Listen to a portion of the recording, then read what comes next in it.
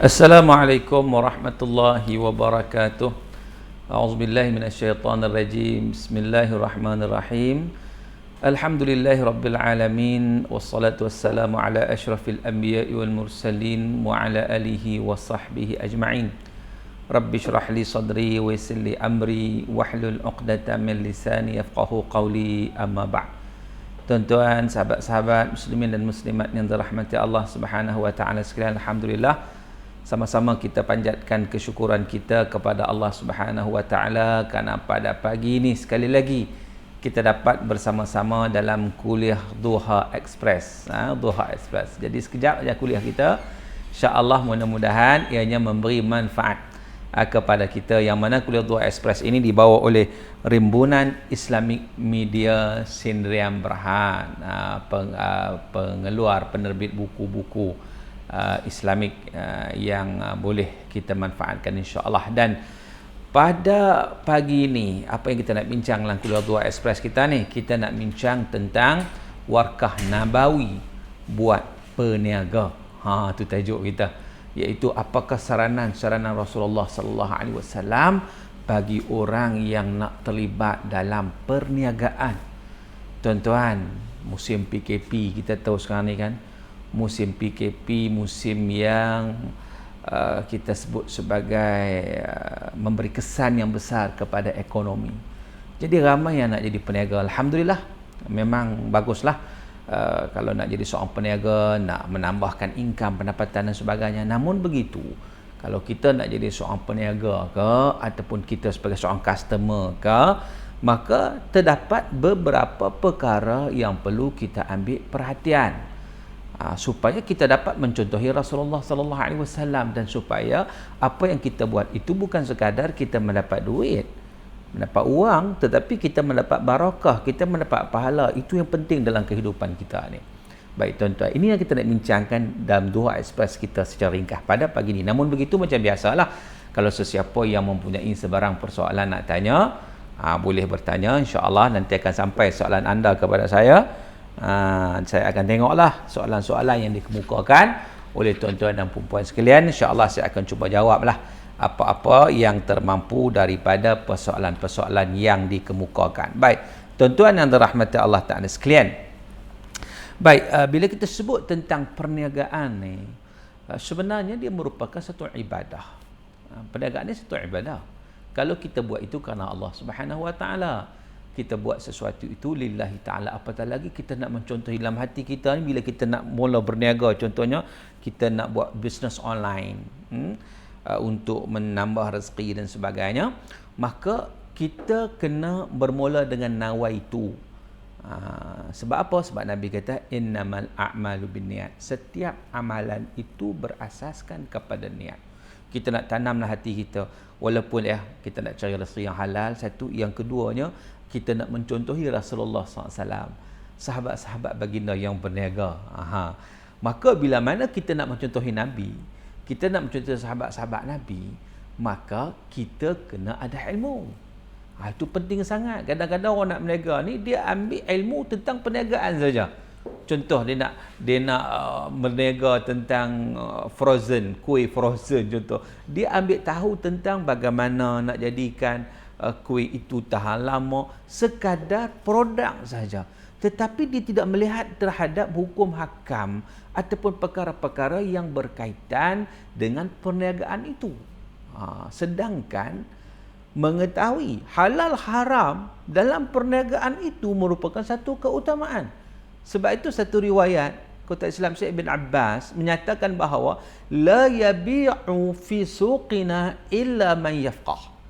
Tidak boleh berniaga di pasar kami melainkan orang yang faqih, orang yang ada ilmu. Dia tahu mana halal, mana haram, supaya dia dapat membezakan yang ni riba ke tak riba, ini rasuah ke atau hadiah, dan pelbagai lagi isu-isu yang berkaitan.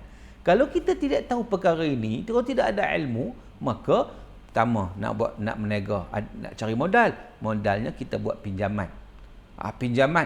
Pinjaman secara konvensional, duk tak duk tuan-tuan, kita nak berniaga, nak dapat rezeki yang berkat, tak dapat keberkatan. Sebab apa? Dapat laknat lagi. Sebab apa? Sebab kita buat pinjaman keuangan melalui sistem konvensional, sudah tentu kita terjebak dalam riba. Sedangkan Allah Ta'ala sebut dalam Quran, wa halallahu al-bai'a wa harama riba. Allah menghalalkan jual beli, Allah haramkan riba. Jadi niat tu bagus, niat tu baik, tetapi niat saja tidak memadai kalau tidak ada ilmu. Sebab tu ilmu mengetahui halal dan haram dalam perniagaan itu satu keutamaan. Satu perkara yang perlu kita tahu supaya kita tidak terjebak dalam perkara-perkara yang tidak diredai oleh Allah Subhanahu Wa Taala, terjebak dalam perkara yang haram. Jadi tuan-tuan, itu perkara yang penting.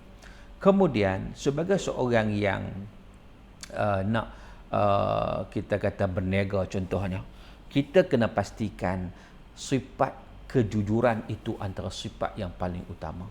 Nabi SAW satu ketika Nabi pergi ke pasar. Nabi pasar tengok macam mana orang berniaga ni. Nabi tengok ada satu kita kata makanan kurma, atau ada yang riwayat kata gandum yang dijual di pasar. Nabi tengok cantik ya. Cantik, dia punya display tu cantik. Nabi SAW masukkan tangan ke bawah, tengok-tengok basah. Maknanya dia buat apa? Dia menipu. Dia menipu, tidak ada kejujuran. Iaitu atasnya nampak cantik, atasnya grade A, bawahnya grade C. Bila orang minta, dia cedok sekali dengan grade C dengan grade A, campur sekali nak dapat keuntungan yang cepat. Maka apa kata Nabi SAW? Nabi kata, man ghasyana falaysa minna. Sesiapa yang menipu, dia bukanlah di kalangan kami. Allahu Akbar tuan-tuan. Nabi SAW tak mengaku sebagai umat.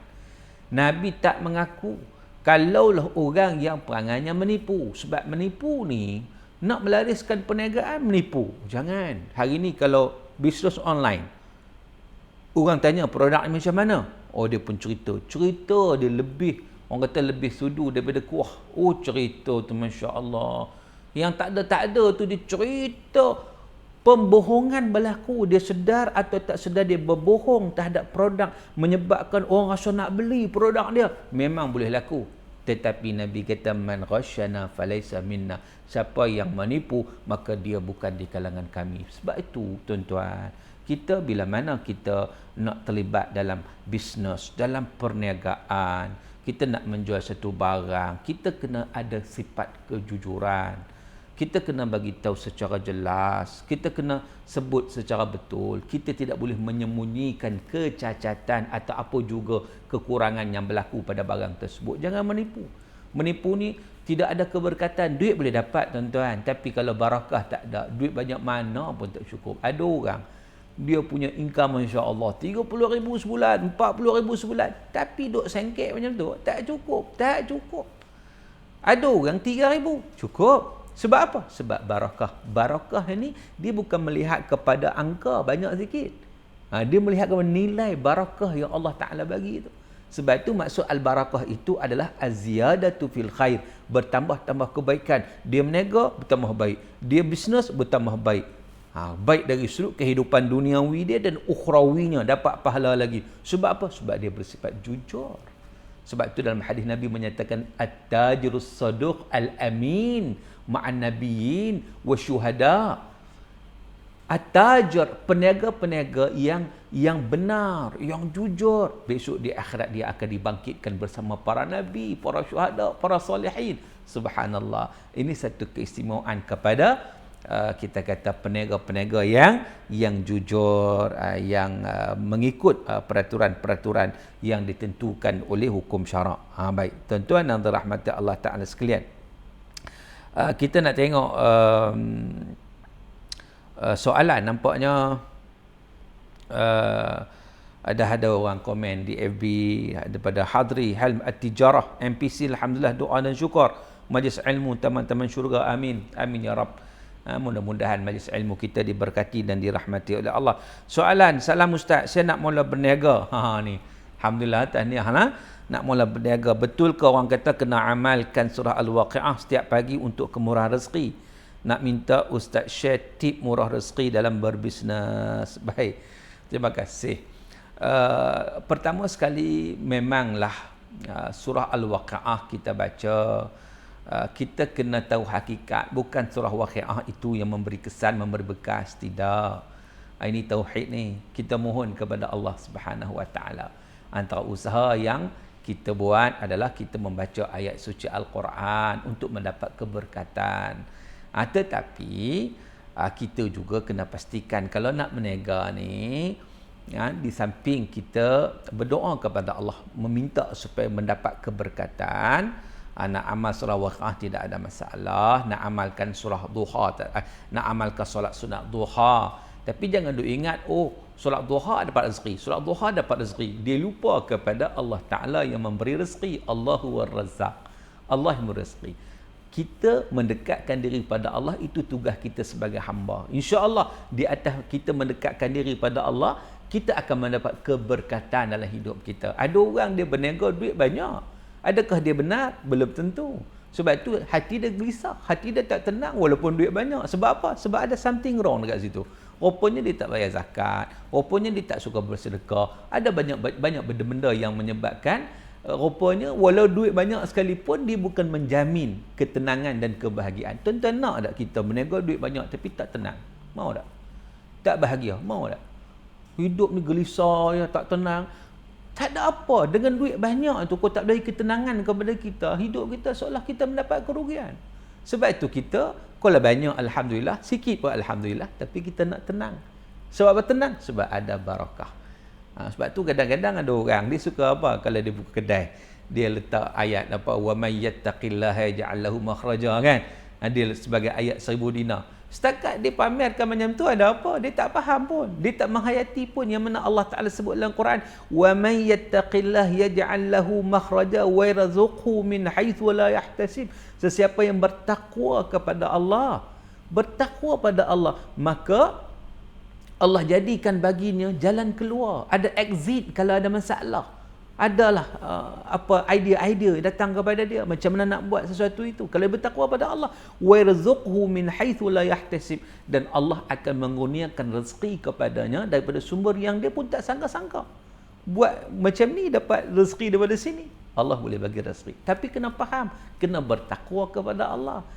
Sebab itu kita sebut tadi, jangan menipu. Orang yang menipu, dia bukan bertakwa kepada Allah, dia nak cari keuntungan. Sebab itu berlakunya pembohongan. Berapa ramai hari ni yang bisnes online, dia cerita produk dia, boleh kita katakan tipu je. Bila dapat kepada customer, dapat pada pelanggan, tengok-tengok, loh, indah khabar dari rupa. Itu kan. Banyak perkara itu kita dapat. Dia mungkin dapat untung, tapi tak ada barakah. Sebab apa? Berlakunya penipuan dekat situ. Sebab itu, wa may yattaqillah, itu kena faham bahawa hendaklah bertakwa pada Allah.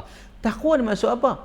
Kita melaksanakan apa yang Allah perintah, meninggalkan apa yang Allah larang. Jadi dalam perniagaan itu juga kena ada perkara takwa.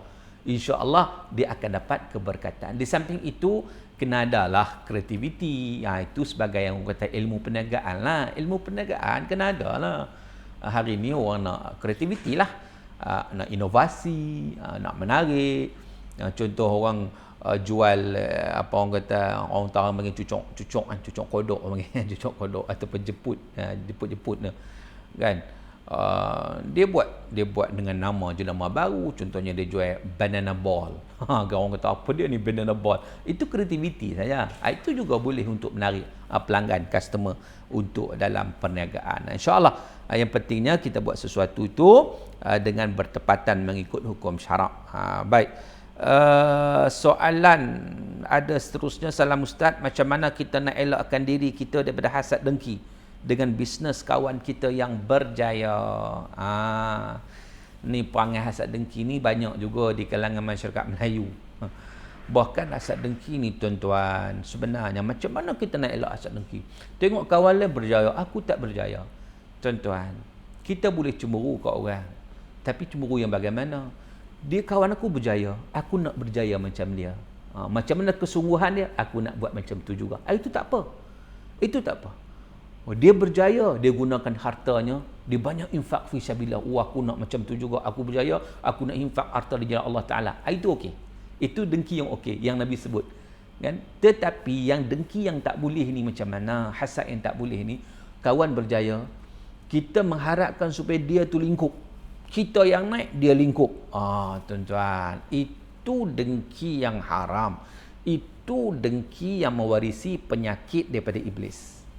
Iblis tu dia dengki pada Nabi Adam tu lah. Sebab tu dia tak nak taat kepada Allah Ta'ala tu. Dengki. Sebab tu kalau kita lihat dengki ni, kita tengok apa yang berlaku sejarah manusia dengki tu, Habil dan Qabil. Qabil dengki dengan kelebihan yang ada pada Habil. Akhirnya dia membunuh Habil. Sampai tahap begitu. Sebab tu dengki ni disebut dalam hadis, innal hasada ya'kulul hasanat kama ta'kulun narul hataba atau kama qala. Dengki ni dia akan memakan segala amal kebajikan yang kita laksanakan. Amal soleh yang kita buat akan dimakan oleh dengki. Sebagaimana api yang makan kayu api. Itu dia. Jadi maknanya kalau kita tahu betapa buruknya sifat hasad dengki ni, sudah tentu kita akan menjauhkan diri daripada kita. Bila mari perasaan, syaitan kadang berperanan. Tengok kawan tu berjaya, dengki, berasa, apa dia berjaya, bila dia tak berjaya lah, kita istighfar banyak-banyak. Alhamdulillah, dia berjaya, dia sahabat kita dan dia boleh melakukan kebaikan dengan berjayanya itu. Dia boleh keluarkan zakat, dia boleh berinfak, boleh bantu orang miskin. Alhamdulillah, kalau boleh aku pun nak berjaya macam dia supaya aku juga dapat melakukan amal kebajikan. Itu sepatutnya dibetulkan kita punya niat kita, kita punya perasaan kita. Tapi gangguan itu biasa. Itu syaitan punya kerja, dia akan ganggu kita lah. Jadi tuan-tuan, kita dengki ataupun hasad tu dalam kaedah bagaimana kita sebut tadi, kita nak berjaya macam orang lain dengan tujuan untuk kita melakukan kebaikan. Itu dibenarkan. Tetapi kalaulah kita nak supaya orang lain yang meningkat maju tu, mereka tu bagi mereka lingkup, itu masalah hati kita. Masalah hati yang tak bersih. Orang macam ni tuan-tuan, dia tak akan berjaya. Walaupun dia dapat keuntungan macam mana pun, dia tak akan selamat. Kalau dia dengki kepada orang, banyaklah musuh-musuh dia akan datang. Banyak dengan sendirinya kehidupan dia tidak ada barakah. Dengan sendirinya bagaimanapun ketenangan dia tidak akan dapat dalam jiwa, dalam hati dia. Dia tak akan dapat ketenangan. Jadi itulah betapa ruginya orang yang bersifat dengki sedemikian rupa. Seterusnya tengok ada lagi soalan, Ustaz, apa amalan yang boleh diamalkan oleh semua peniaga? Apakah amalan? Amalan-amalan ni dalam buku saya ni, boleh tengoklah ni, buku Warqah Nabawi buat peniaga ni. Dalam buku ni dinyatakan apakah amalan, apakah etika yang perlu sebagai seorang peniaga. Kita nak amalkan sunnah Rasulullah sallallahu alaihi wasallam.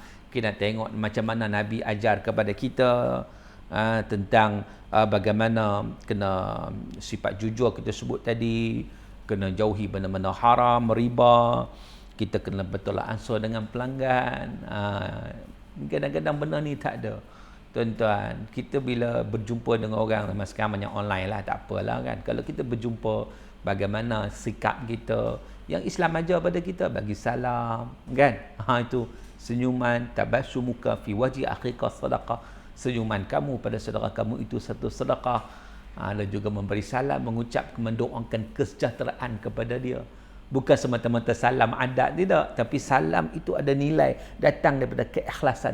Kita tuan-tuan, kalau kita mendoakan, satu perkara yang saya nak sebut, kadang-kadang kita jarang buat. Kita doakan kepada sahabat kita. Kita doakan kepada customer-customer kita. Kita doakan kepada pelanggan-pelanggan kita. Mereka tak tahu kita doa. Mereka tak tahu. Dia panggil doa ala zahril ghaib. Doa dan kadang orang tak tahu. Tuan-tuan, setiap doa itu malaikat akan mendoakan balik kepada kita. Nampak tak? Kalau kita doa kepada orang, kan? Kita doa kepada orang, malaikat akan doa kepada kita dengan doa yang sama. Subhanallah. Jadi bila mana malaikat doa kepada kita, alhamdulillah, ini satu, kita kata satu nikmat yang sangat-sangat besar. Jadi di situ kita itu antara cara tip-tip kita kata berbelanja dengan ataupun kita kata berurusan dengan customer. Kemudian kita kena jauhi hutang, elakkan sedaya mungkin. Aku kecuali terpaksa lah. Kemudian menepati janji antaranya. Janji itu kita kena tepat. Ni kadang-kadang kita orang minta satu produk, insya-Allah boleh, boleh. Tapi kita tahu dah tak boleh. Tapi nak dapat punya pelanggan ni kita ambil sampai waktu yang dijanjikan delay. Lepas tu delay. Tuan-tuan, ini menyalahi etika, ini menyalahi akhlak, dah bahkan ianya bercanggah dengan Islam. Sebab menyalahi janji ni, mungkin janji dipanggil, ia merupakan satu perkara yang merupakan sifat daripada sifat golongan yang munafik. Idza wa'ada akhlafa, bila berjanji dia mungkir. Sebab tu sebelum kita nak berjanji, kita pastikan dulu aku ni boleh buat tak. Contoh tempahan, ni boleh siap tak seminggu? Saya perlu urgent ni, dia kata. Kita pun nak ambil pelanggan, tak nak lari. Boleh. Sedangkan kita tahu tak boleh. 2 minggu baru boleh. Nampak tak? Bila sampai seminggu, minta maaf lah, kita ada masalah sikit, terpaksa delay, minta. Tentu, itu dah mungkin janji. Sebab tu kita mengikut kemampuan kita. 2 minggu lah. Kan? Memang itu dah target kita. Kecualilah 2 minggu tu tiba-tiba ada sakit. Itu cerita lain lah. Tetapi maknanya, kita kena jangan menipu ataupun dan juga jangan mungkir janji. Itu merupakan perkara-perkara yang perlu diperhatikan dari sudut etika dan sebagainya. Baik, tuan-tuan dan rahmati Allah Subhanahu wa taala sekalian, di sini ada soalan, dia kata, Ustaz, orang perempuan yang menega ketika solat Jumaat, adakah sah jual belinya? Dia masalah menega pada hari Jumaat ni, memang dari sudut jual beli ni sah. Jual beli sah, tak ada masalah. Sebab jual beli ni, dia barang yang dijual tu barang yang halal, adanya akad jual beli, maka sah lah. Kan? Cumanya, kalaulah seseorang itu yang dia berjual beli dalam keadaan dia tidak pergi menunaikan salat Jumaat. Ini satu perkara yang disebut dalam Quran. Ya ayyuhalladzina amanu idza nudiya lis-salati min yaumil jum'ah fas'au ila dzikrillah wa dzarul bai' dzalikum khairul lakum in kuntum ta'lamun. Sadaqallahul azim. Allah Taala kata, wahai orang yang beriman, apabila diseru pada hari Jumaat, azan berkumandang, diseru pada Jumaat untuk menunaikan salat, fas'au ila dzikrillah, maka bersegeralah untuk menunaikan, untuk mengingati Allah. Fas'au ila dzikrillah, bersegeralah untuk zikrullah. Zikrullah di sini para ulama ahli tafsir menyatakan ada 2 maksud. Yang pertamanya segera nak solat, yang kedua segera untuk mendengar khutbah. Itu. Jadi kewajipan pada orang lelaki yang aqil baligh. Wa dzarul bai', kata Allah, dan tinggalkan segala aktiviti jual beli. Disebut jual beli bukan sekadar jual beli, kata para ulama. Apa-apa juga aktiviti pun ditinggalkan. Sebab disebut jual beli ni, sebab jual belilah orang paling suka jual belilah. Jadi disebut jual beli, maknanya jual beli kena tinggalkan. Tetapi bukan masuk jual beli saja, apa-apa aktiviti lain kena tinggalkan sebab kita nak tunaikan solat. Dzalikum khairul lakum in kuntum ta'lamun, dan itu sebaik-baik bagi kamu sekiranya kamu mengetahui. Jadi macam mana orang perempuan menega tadi, tidak ada masalah, sebab orang perempuan dia tidak, kita kata dia tidak diwajibkan untuk menghadirkan diri pada solat Jumaat. Nanti dijual pada siapa? Orang laki-laki beli? Kita tak tahu yang laki-laki itu adakah dia wajib Jumaat ataupun tidak. Mungkin dia juga seorang musafir. Sebenarnya kita tak tahu. Maka dengan sebab itu orang perempuan nak jual beli tak ada masalah lah. Boleh. Tetapi tengok tempat lah. Kalau dia jual beli waktu Jumaat tepi masjid, itu memang cari pasal lah tu. Sebab kita tahu orang itu semua orang pergi masjid. Tambah-tambah orang buat kadang sebelum PKP dulu kan ada market atau pada pasar dekat mana-mana masjid kadang-kadang ada tu kan. Waktu tu dengan alasan orang perempuan boleh jual beli, dia jual pada ni duk pakai kopiah tapi nak pi apa masjid, tapi masjid dia pakai dengar khutbah kat situ sambil duk makan bihun sup sambil dengar khutbah. Mana satu dia nak buat? Ini satu perkara yang kita bersubhat, tak boleh lah macam tu.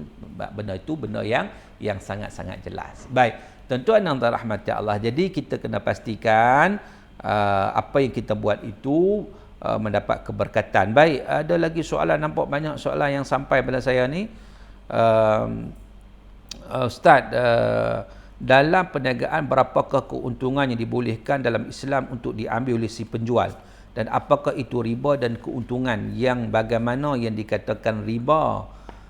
Baik. Yang pertama, keuntungan banyak mana? Dia sebenarnya memang ada pandangan-pandangan ulama, antaranya Imam Al-Ghazali. Dia nak kita adab-adab keuntungan jangan lebih daripada 100% contohnya. Namun begitu dia esok keharusan dia bergantung kepada produk sebenarnya dan dia bergantung pada harga pasaran. Tanah contohnya. Dia punya harga dia meningkat, memanglah dia beli itu murah, jual mahal, itu harga pasaran, so tidak ada masalah. Cumanya yang tak bolehnya ialah bahan keperluan asas bila mana dia monopoli, orang lain tak ada, dia ada, dia naik harga. Itu satu penindasan dan kezaliman yang diharamkan. Dan apakah riba dan keuntungan bagaimana dikatakan riba? Baik, keuntungan dikatakan riba. Kalau kita jual beli, dia tak ada riba. Keuntungan itu tak riba. Dia keuntungan riba ni macam mana? Kita bagi pinjam duit orang. Kita bagi pinjam RM100, kamu bayar RM120. Itu riba tu. Itu riba.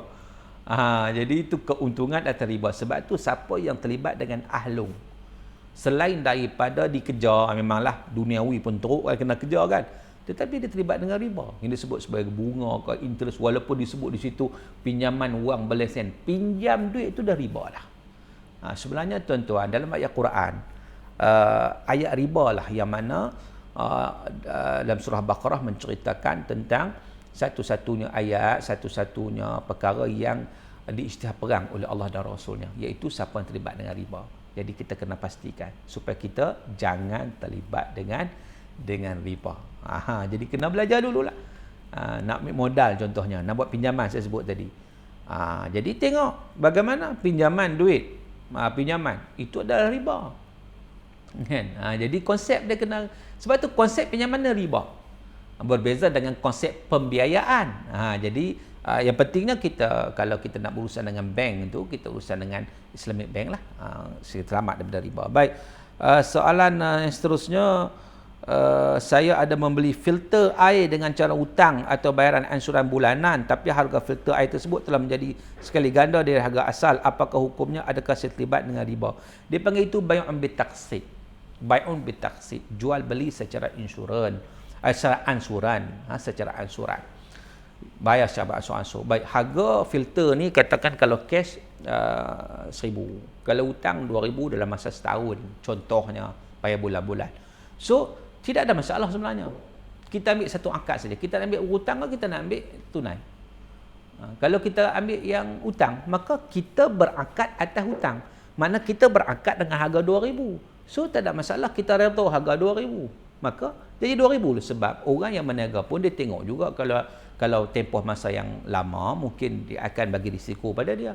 Macam juga kita beli kenderaan pada hari ini ataupun kita beli rumah pada hari ini. Memang harga asal kalau kita boleh bayar cash, kita beli 200,000 je. Tapi bila kita buat pembiayaan daripada bank, Islamic Bank contohnya, dia akan bagi harga bersama keuntungan dengan tempoh masa tertentu. Dia panggil itu bai'un bitaqsid, jual beli secara ansuran. Itu memang ada dalam Islam yang jumhur ulama menyatakan ianya adalah dibenarkan. Boleh. So tidak ada masalah. Jadi tuan-tuan, maka dengan sebab itu kita sebut tadi bahawa betapa pentingnya kita kena ada ilmu tentang halal dan haram. Sama ada kita sebagai peniaga ataupun kita sebagai customer, kita pembeli. Kedua-duanya mesti mempunyai ilmu. Sebab ilmu itulah yang akan memandu kita kepada kebaikan. Dan juga kita mendapat keberkatan. Dan tuan-tuan yang dirahmati Allah, apa yang kita buat, satu perkara yang kita nak kena faham juga bahawa kita nak kena memperbanyakkan ingat Allah. Ini penting. Macam Quran sebut, fa idza qudiyatis salah fantashiru fil ard wabtaghu min fadlillah wadhkurullaha katsira la'allakum tuflihun. Kata Allah, apabila kamu selesai tunaikan solat, ingat dalam apa pekerjaan pun jangan tinggalkan solat. Jadi Allah Ta'ala kata, bila kamu selesai melaksanakan solat, menunaikan solat, fas'au ila dzikrillah, fa idza qudiyat salat fantashiru fil ard, maka bertebaranlah atas muka bumi. Wabtaghu min fadlillah, carilah rezeki Allah, kurnia Allah di mana-mana saja. Memang itu kewajipan kita untuk hidup atas dunia ni. Tetapi apa kata Allah? Wadhkurullaha katsira la'allakum tuflihun. Ingatlah Allah banyak-banyak. Moga-moga kamu memperoleh kejayaan dan juga kemenangan. Maka dengan sebab itu pentingnya kita juga mengingati Allah dalam setiap tindak tanduk kita, dalam setiap amalan kita, dalam setiap pekerjaan kita. Jadi tuan-tuan yang dirahmati Allah Ta'ala sekalian, untuk mendapatkan kita kata keberkatan, sekejap ya, saya nampak macam ada satu soalan lagi masuk kepada saya. Saya tengok macam ada. Okey. Mana dia? Okey. Assalamualaikum, bagaimana hampir maghrib baru waktu tersebut baru customer datang menderu-deru membeli. Bagaimana nak mengatasi situasi tersebut? Waktu solat ramai pula membeli. Itu ujian tuan. Nak tengok kita ni bertakwa pada Allah ataupun tidak. Kita ingat rezeki itu daripada orang ke atau daripada Allah Subhanahu Wa Taala. Sebab kadang-kadang ujian itu berlaku pada kita. Waktu maghrib, waktu nak sembahyang, waktu maghrib kan pendek. Waktu tu ramai, orang tak berhenti. Kalau aku solat, tak lagi aku terlepas customer. Rugi ni. Tapi kalau customer aku layan mereka, menyebabkan aku tak sempat solat maghrib. Mungkin sampai ke isyak. Tuan-tuan, kita kena ingat. Itu ujian pada kita. Nak tengok kita ni beriman pada Allah ke ataupun tidak. Kita duk ingat rezeki itu daripada Allah ke daripada orang tu. Dan Allah menggerakkan orang tu datang pada kita waktu tu untuk apa? Untuk uji kita. Jadi kita tetap kena bagi tahu, tunggu sebentar, rehat 5 minit, rehat 10 minit untuk kita tunaikan solat. Bukan nak kena pergi masjid pun. Kalau yang tak sempat pergi masjid, solat dekat situ lah. Solat dekat situ. Ada ruang untuk kita solat. Solat. Tidak ada masalah. Yang penting kita ingat bahawa rezeki itu Allah yang tentukan. Kalau kita hanya nak menggapai rezeki pada orang, kita nampak orang nak bagi pada kita, sebenarnya mungkin kita boleh, waktu itu kita boleh, tetapi keberkatan tidak ada. Bila keberkatan tidak ada, percayalah tuan-tuan, akhirnya apa yang kita peroleh, rezeki yang kita peroleh itu tidak dapat memberi kebaikan kepada kita. Itu kita tak nak. Sebab itu rezeki yang berkat ini jangan sampai kita mengabaikan tanggungjawab kita kepada Allah Subhanahu Wa Taala.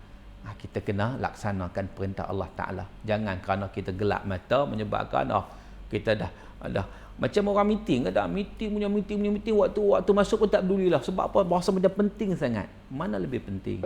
Yang bagi rezeki itu siapa? Ar-Razzaq tu siapa? Allah sebenarnya.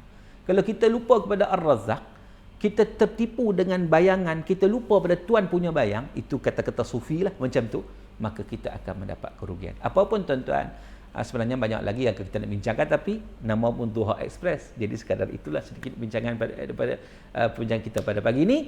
Yang pentingnya kita cuba sedaya upaya insya-Allah untuk menjadi hamba Allah yang terbaik. Kita akan mendapat kebaikan di dunia dan juga akhirat. Walau apa juga ujian yang mendatang, kita akan tenang, kita akan bahagia insya-Allah, kita akan mendapat keberkatan apabila kita lakukan sesuatu itu dengan cara yang diredai oleh Allah Subhanahu Wa Taala. Sekadar itu tuan-tuan, kita bertemu pada minggu depan insya-Allah pada waktu yang sama, hari yang sama, dan kuliah Duha Express kita. Jangan lupa tuan-tuan. Jadi sekadar itu, apa yang baik datang daripada Allah. Salah silap saya pemaaf, dan saya ucapkan terima kasih kepada semua penonton yang mengikuti perbincangan kita pada pagi ini. Sekian, aku lu qauli hadza wa astaghfirullahal azim li wa lakum, wabillahi taufiq wal hidayah. Wassalamualaikum warahmatullahi wabarakatuh.